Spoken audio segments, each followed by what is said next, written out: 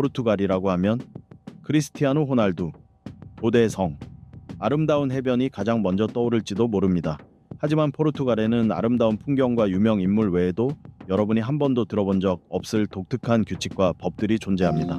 이번 영상에서는 포르투갈의 기묘한 법률과 특별한 규칙 15가지를 소개해 드리겠습니다. 해변에서 소변을 보는 것을 금지하는 법부터 누드를 금지하는 법까지. 지금부터 말씀드릴 모든 내용은 분명히 여러분을 놀라게 하고 흥미롭게 만들 것입니다. 그럼 지금 바로 이 특별한 규칙들을 함께 알아보러 떠나봅시다. 15번 호날두 비판 금지. 크리스티아누 호날두라는 이름은 누구나 알고 있으며 왜 이런 금지 조항이 생겼는지도 쉽게 이해할 수 있습니다. 포르투갈 사람들에게 호날두는 단순한 축구 선수가 아니라 국가의 상징과도 같은 존재입니다. 축구는 포르투갈 문화에서 매우 중요한 역할을 하며 국민적 자긍심의 원천이기도 합니다. 따라서 호날두나 포르투갈 국가대표팀을 모욕하는 발언은 팬들의 분노를 쉽게 일으킬 수 있습니다. 호날두에 대한 이 깊은 존경심은 그의 놀라운 성과에서 비롯됩니다. 그는 포르투갈과 레알 마드리드의 역대 최다 득점자이며 발롱도르를 5차례 수상하는 등 수많은 권위 있는 타이틀을 거머쥐었습니다. 그의 헌신적인 경기 태도와 강한 의지는 수많은 포르투갈 국민에게 영감을 주었고 사람들로 하여금 자신과 자신의 가능성을 믿게 만드는 데 큰 영향을 미쳤습니다. 호날두 외에도 포르투갈 축구 자체가 국민들에게는 큰 자부심의 원천입니다. 국가대표팀은 최근 몇 년간 유로 2016 우승과 2019 네이션스리그 우승 등 의미 있는 성과를 거두었습니다. 축구에 대한 열정적인 사랑과 국민들의 단합된 마음은 경기장에 활기차고 열정적인 분위기를 만들어내며 이는 팀의 승리에 결정적인 역할을 하곤 합니다. 따라서 호날두나 포르투갈 국가대표팀을 폄하하는 것은 곧 국가의 자부심과 축구에 대한 뜨거운 열정을 모욕하는 것과 다름없습니다. 무례한 발언은 강한 반발과 격한 언쟁으로 이어질 수 있습니다. 하지만 모든 포르투갈 사람들이 비판에 무조건 부정적으로 반응하는 것은 아닙니다. 일부 사람들은 좀 더 개방적인 태도로 축구에 대해 차분하게 대화하려 할 수도 있습니다. 그럼에도 불구하고 특히 포르투갈 현지에 있을 경우에는 팀과 포르투갈 축구에 대한 존중을 갖고 의견을 표현하는 것이 매우 중요합니다. 14번 해변에서 소변 금지. 해변에서 소변을 보는 것이 불법인지 궁금해 본 적 있으신가요? 만약 그렇다면 포르투갈의 법은 여러분을 놀라게 할지도 모릅니다. 이곳에서는 해변 어디에서든 소변을 보는 행위가 법적으로 금지되어 있으며 최대 100유로의 벌금이 부과될 수 있습니다. 이 금지 조치는 2018년부터 시행되어 왔으며 바다 환경을 보호하고 관광의 질을 향상시키는 것을 목표로 하고 있습니다. 소변에는 다양한 박테리아와 영양분이 포함되어 있어 수질을 오염시키고 해양 생태계와 방문객들의 건강에 악영향을 줄 수 있습니다. 하지만 이 법은 많은 논란을 불러일으켰습니다. 일부 사람들은 해변에서의 소변 금지는 지나치며 개인의 자유를 침해한다고 주장합니다. 또한 위반 사실을 적발하고 처벌하는 것이 어렵기 때문에 실효성이 떨어진다고 지적하기도 합니다. 그럼에도 불구하고 포르투갈 당국은 여전히 이 법을 유지하고 있습니다. 대신 많은 해변에 공중 화장실을 설치해 관광객들이 환경에 직접 배출하지 않고 시설을 이용하도록 장려하고 있습니다.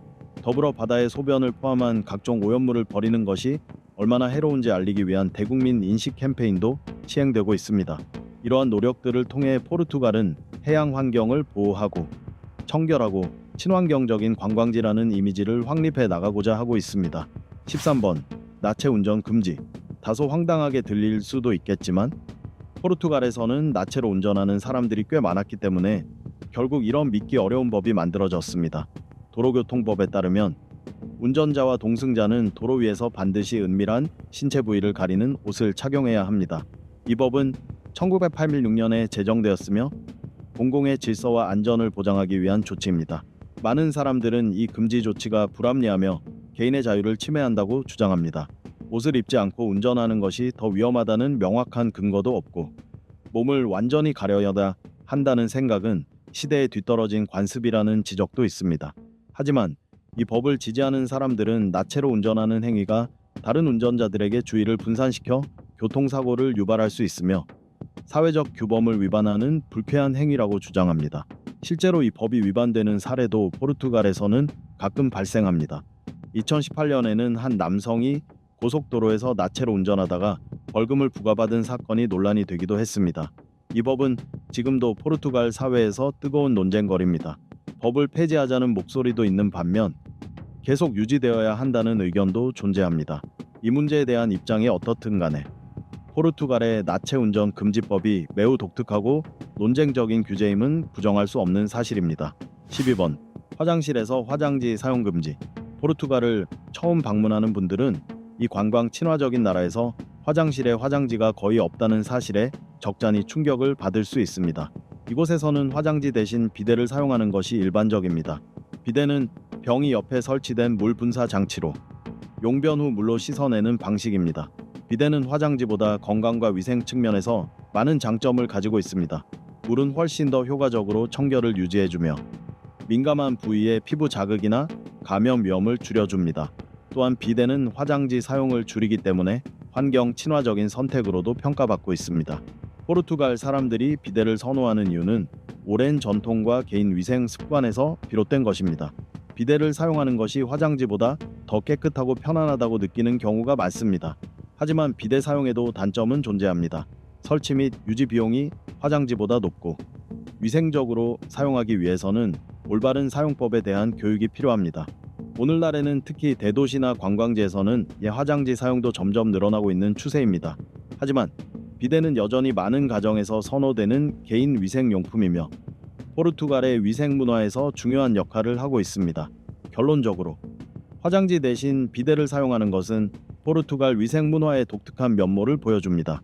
이는 건강과 환경에 이로운 선택이며 이 나라 사람들의 독자적인 청결 습관을 잘 반영하고 있습니다. 11번 엘리베이터에서 키스 금지. 거리나 공원, 해변에서는 연인과 키스를 해도 괜찮지만 포르투갈에서는 엘리베이터 안에서의 키스는 금지되어 있으며 이를 어길 경우 최대 50유로의 벌금이 부과될 수 있습니다. 이 법은 1999년에 제정된 것으로 엘리베이터 내에서의 부적절한 행동을 방지하고 이용자들의 안전을 보장하기 위한 목적을 가지고 있습니다. 법에 따르면 엘리베이터 안에서 불쾌하거나 무례하게 여겨질 수 있는 행동은 모두 처벌 대상이 될 수 있으며 여기에는 키스도 포함됩니다. 이 법이 다소 엄격하게 느껴질 수도 있지만 그 취지는 이해할 만합니다. 엘리베이터는 밀폐된 공공공간으로 서로 모르는 사람들이 함께 타는 경우가 많습니다. 그 안에서의 키스는 다른 사람들에게 불쾌감이나 당황스러움을 줄 수 있으며 때로는 위협적으로 느껴질 수도 있습니다. 특히 붐비거나 엘리베이터가 빠르게 움직이는 상황에서는 과도한 스킨십이 사고를 유발할 수도 있습니다. 따라서 포르투갈을 방문할 계획이 있다면 이 규정을 기억해두고 엘리베이터 안에서는 애정 표현을 자제하는 것이 좋습니다. 이런 행동은 더 사적인 장소로 미루는 것이 불필요한 문제를 피하는 길입니다. 하지만 이 법이 항상 엄격하게 적용되는 것은 아닙니다. 상황에 따라 유연하게 해석되기도 합니다. 예를 들어 친한 친구끼리 볼에 가볍게 인사하는 정도는 허용될 수 있지만 격렬한 키스와 같은 행동은 벌금 대상이 될 수 있습니다. 결국 엘리베이터를 이용할 때는 공동 공간에서의 예의를 지키고 주변 사람들에게 불편함을 주지 않도록 조심하는 것이 가장 좋은 방법입니다. 10번 포르투갈은 스페인의 일부라고 말하면 안 됨. 포르투갈과 스페인의 이름은 비슷하게 들릴 수 있지만 포르투갈이 스페인의 일부라고 잘못 말하면 심한 질책을 받을 수 있습니다. 이것은 이베리아 반도에 위치한 두 이웃 국가 간의 오랜 역사와 복잡한 관계와 관련이 있습니다. 중세 시대부터 포르투갈과 스페인은 수많은 갈등과 영토 분쟁을 겪어왔으며 동시에 협력과 평화로운 공존의 시기 또한 존재했습니다. 포르투갈은 1139년에 독립을 선언한 이후 스페인과는 확연히 구분되는 고유한 민족성과 문화 정체성을 발전시켜 왔습니다. 포르투갈이 스페인의 일부라고 말하지 말라는 금기는 이러한 독립성과 국가 정체성을 지키기 위한 일종의 문화적 방어라고 할 수 있습니다. 이는 포르투갈 국민의 자주성과 자부심을 폄하하거나 왜곡할 수 있는 인식에 대한 경계이며 동시에 각 나라의 고유한 역사와 문화를 존중해야 한다는 점을 강조하는 태도이기도 합니다. 9번 길거리에서 음식 먹기 금지. 포르투갈 거리에서 샌드위치나 간식을 먹으며 걸어 다닌다면 단박에 사람들의 시선을 한 몸에 받을 수 있습니다. 하지만 그 시선은 결코 호의적인 것이 아닐 수도 있습니다. 포르투갈 사람들은 길을 걸으며 음식을 먹는 모습을 불쾌하게 느끼며 일부는 이를 무례한 행동으로 간주하기도 합니다. 이러한 인식은 음식 문화와 식사에 대한 존중의 개념에서 비롯된 것입니다. 포르투갈에서 식사는 단순히 허기를 채우는 시간이 아닙니다. 가족이나 친구들과 교감하고 음식의 풍미를 온전히 즐기며 여유를 갖는 중요한 순간입니다. 따라서 음식을 걸어가며 먹는 행위는 식사 자체에 대한 예의를 지키지 않는 것으로 여겨집니다. 또한 이는 비위생적으로 보일 수 있으며 먹는 사람의 이미지에도 부정적인 영향을 줄 수 있다고 여겨집니다.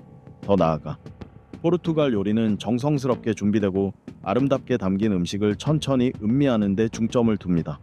그런 요리를 거리에서 서둘러 먹는 것은 이 섬세한 식문화에 어울리지 않는 행동으로 간주됩니다.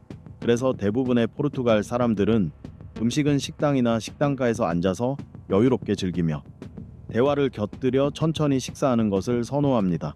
물론 포르투갈에도 길거리 음식 노점이 존재합니다. 하지만 그럴 경우에도 보통은 자리를 찾아 앉아서 먹는 것이 일반적이지 걸어가며 먹는 일은 드뭅니다. 8번. 이른 점심이나 저녁 식사는 금지. 포르투갈에 가게 된다면 오후 1시나 3시에 점심을 먹고 밤 10시에 저녁을 먹는 생활에 익숙해져야 할지도 모릅니다. 이 나라 사람들의 생활 리듬이 바로 그렇기 때문입니다. 포르투갈 사람들은 일반적으로 다른 많은 나라들보다 점심과 저녁을 훨씬 늦게 먹습니다.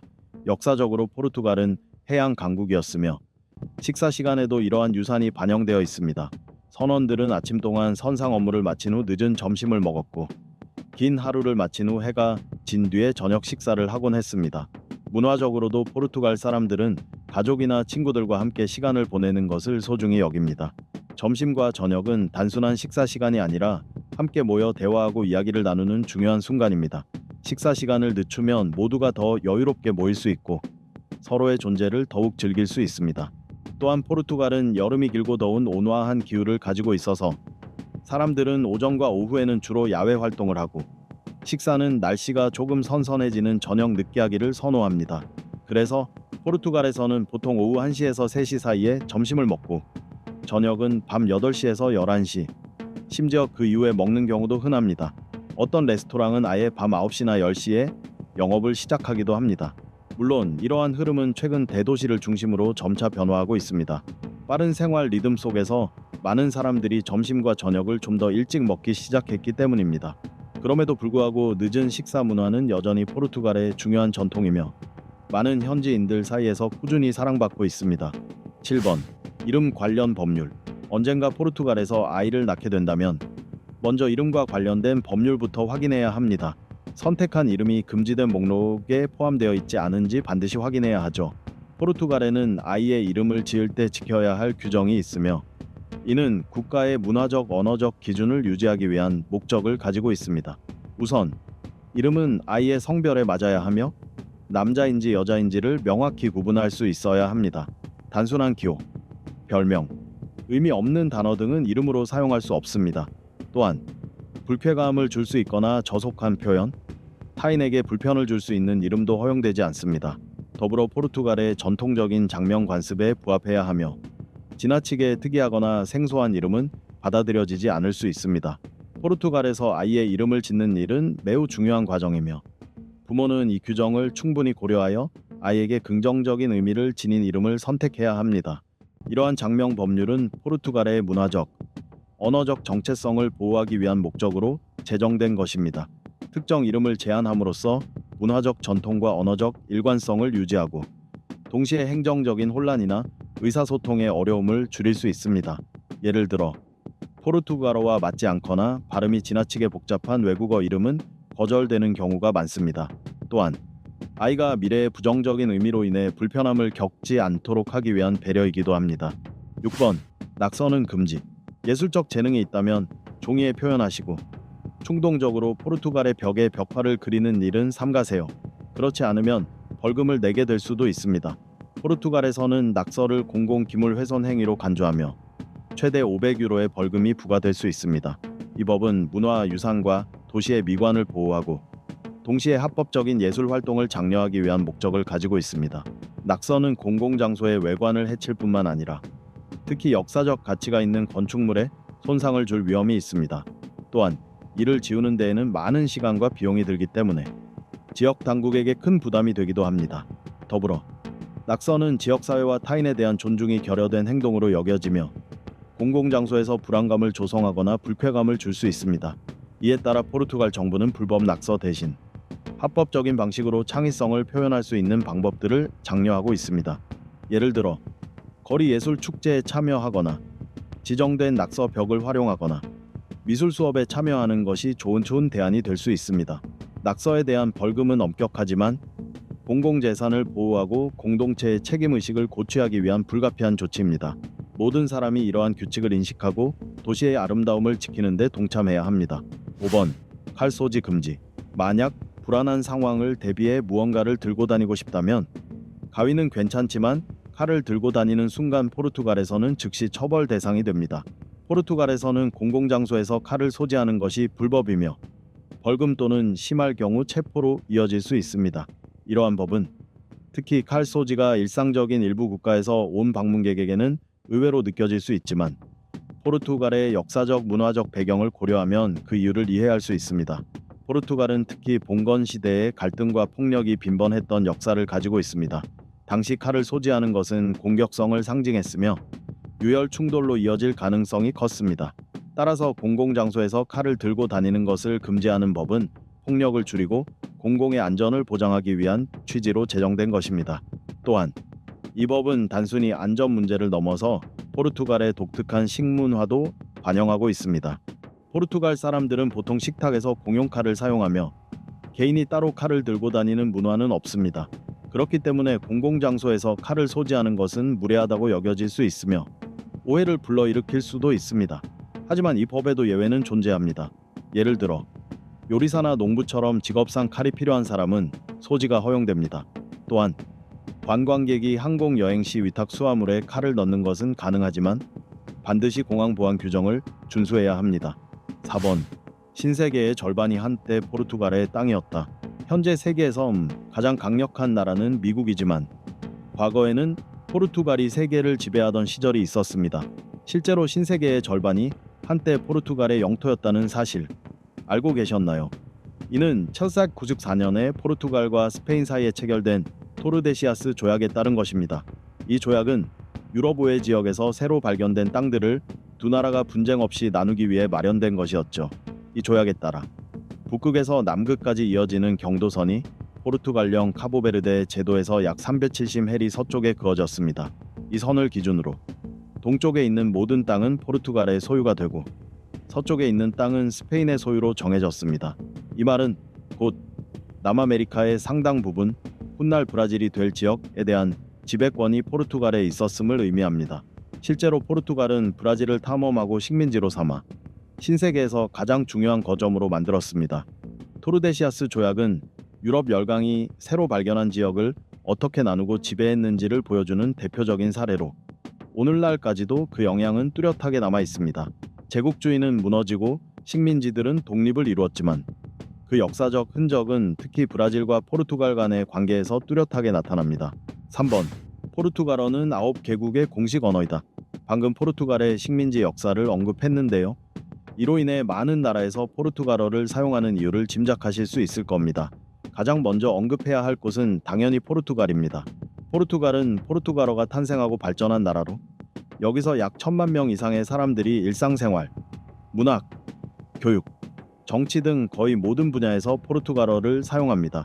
다음은 남미 대륙의 거대한 국가, 브라질입니다. 브라질에는 약 2억 1천만 명이 넘는 포르투갈어 사용자가 있으며 이는 세계에서 가장 많은 포르투갈어 화자를 보유한 나라입니다. 이곳에서는 다양한 문화적 영향으로 인해 독특한 포르투갈어 변종이 형성되기도 했습니다. 아프리카 대륙에도 포르투갈어를 공식 언어로 사용하는 나라들이 많습니다. 앙골라, 모잠비크, 기니비사우, 카보베르데, 상투메 프린시페 등이 그 예입니다. 이들 국가는 포르투갈의 식민 통치를 겪으며 포르투갈어가 언어와 문화의 핵심 요소로 자리 잡게 되었고 오늘날까지도 그 영향이 깊이 남아 있습니다. 또한 아시아에도 포르투갈어를 공식 언어로 사용하는 나라가 두 곳 있습니다. 동티모르에서는 테투모와 함께 포르투갈어가 공용어로 쓰이고 있으며 마카오에서는 중국어와 함께 사용되고 있습니다. 이는 해당 지역의 다양하고 복합적인 역사와 문화를 반영합니다. 이처럼 포르투갈어는 9개국에서 공식 언어로 지정되어 있으며 국제적인 영향력도 상당합니다. 포르투갈어는 이들 국가 간의 소통, 무역, 관광, 문화 교류에 있어 매우 중요한 역할을 하고 있습니다. 2번. 뛰어난 와인. 유럽 와인 애호가라면 포르투갈에서 세계 최고 수준의 와인을 맛볼 기회를 절대 놓쳐서는 안 됩니다. 포르투갈은 오랜 역사와 다양한 와인 생산 전통으로 유명한 나라로 고급 레드 와인부터 상쾌한 화이트 와인, 그리고 독특한 포트 와인에 이르기까지 폭넓은 품질을 자랑합니다.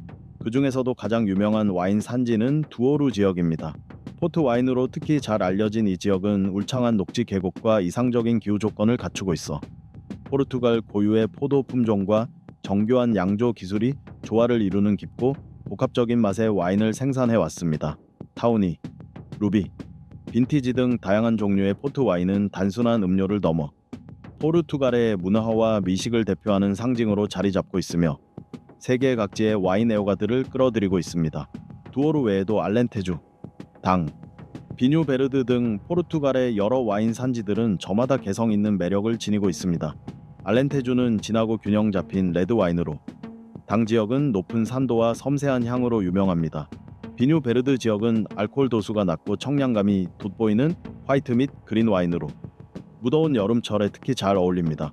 포르투갈 와인의 풍부함과 다양성은 독특한 포도 품종뿐 아니라 한 방울 한 방울에 정성을 쏟는 와인 생산자들의 장인 정신에서도 비롯됩니다.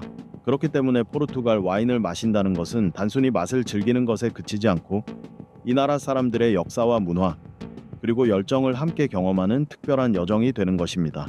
1번. 서핑 천국.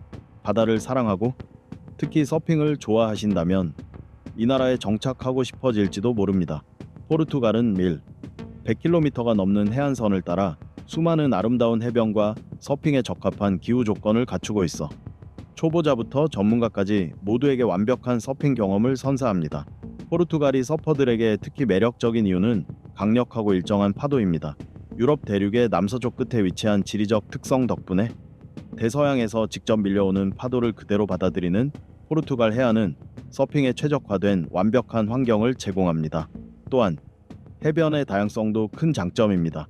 한쪽에는 거칠고 강한 파도가 끊임없이 몰아치는 거친 해안이 있고 다른 한쪽에는 부드럽고 잔잔한 파도가 서퍼를 천천히 맞이해주는 조용한 만도 있습니다.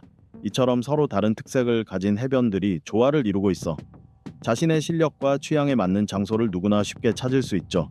포르투갈에는 세계적으로 유명한 서핑 스폿도 여러 곳 있습니다. 유럽 서핑의 수도라 불릴 정도로 명성이 높은 지역도 있고 연중 내내 파도가 살아 숨쉬는 활기찬 마을도 있습니다. 또 남쪽 끝의 거친 절벽과 시원하게 부서지는 파도를 배경으로 모험을 즐길 수 있는 스폿도 빠질 수 없습니다. 무엇보다 이 모든 아름다운 해변 위로 석양이 물들고 친절한 현지인들의 환대까지 더해지면 그야말로 잊지 못할 서핑 여행이 펼쳐지게 됩니다. 이제 포르투갈의 특별한 법규와 문화에 대해 알아보는 15가지 여정을 모두 마쳤습니다. 세상에는 아직 우리가 알지 못한 흥미로운 이야기들이 가득하죠. 계속해서 새로운 곳을 함께 탐험하고 싶다면 채널 구독도 잊지 마세요. 다음 여행에서 다시 만나요.